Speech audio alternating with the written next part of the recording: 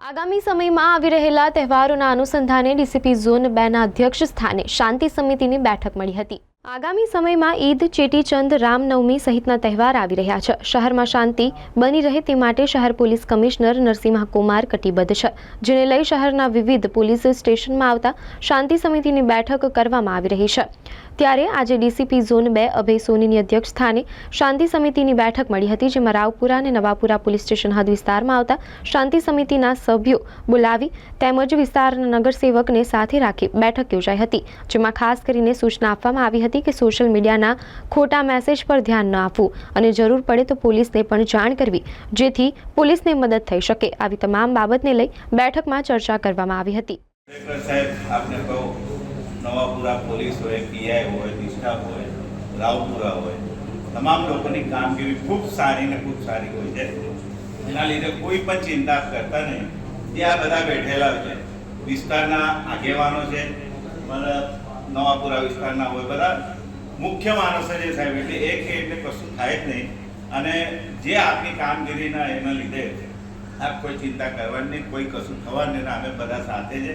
કંઈ પણ અમારા લાયક કંઈ કામ હોય તો અમને ફોન કરશો, અમે તરત આવી જઈશું। સમિતિની જે તમે મીટિંગ ગોઠવી છે, તમે દરેક તહેવાર પહેલા ગોઠવો છો, ખરેખર ખૂબ જ સરસ છે। અને આજ દિન સુધી અમને નવાપુરા પોલીસ સ્ટેશનમાંથી ઘણો સાથ સહકાર મળતો આવ્યો છે અને મળે છે। અને દરેક સભ્યોના સ્વભાવ બી એટલા સરસ હોય છે। અને અમારા જે આ મિત્રો બધા આવ્યા છે એ લોકોને પણ હું વિનંતી કરું છું કે આપણે સૌને સાથે લઈ અને જે શાંતિ સમિતિની મીટિંગ છે એ સમયસર આપણે આવી જઈએ છીએ, એવી ખૂબ અગત્યની વાત છે। અને અત્યારે જે ઈદ છે, રામનવમી છે, દરેક તહેવાર આવે છે, આજ દિન સુધી વડોદરામાં બહુ ધમાલ થતી નથી।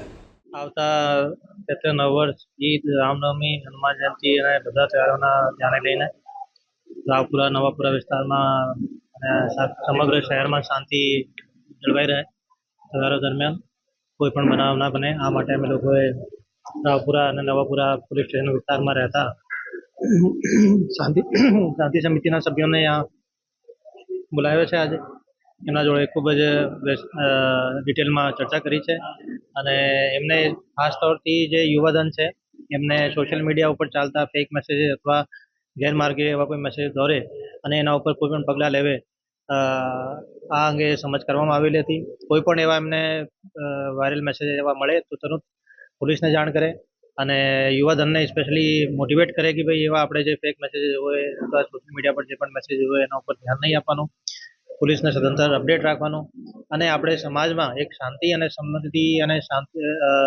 એક સૌહાર્દપૂર્ણ માહોલ રહે, આ બધુંનો આપણે ધ્યાન રાખવું, આ અંગે સૂચના કરવામાં આવી છે।